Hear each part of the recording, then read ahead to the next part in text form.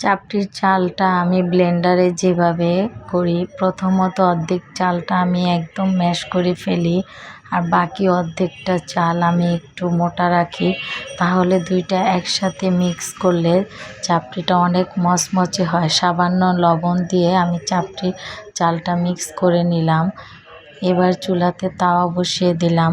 ঝটপট চাপটি দিয়ে দিতেছি, কারণ সাদা চাপটি আর চাপটি গরম গরমই খেতে হয়। চাপটি সাধারণত কাঁচামরিচ, ধনেপাতা, পেঁয়াজ দিয়েও করে, কিন্তু মাঝে মাঝে আমি এটা করি।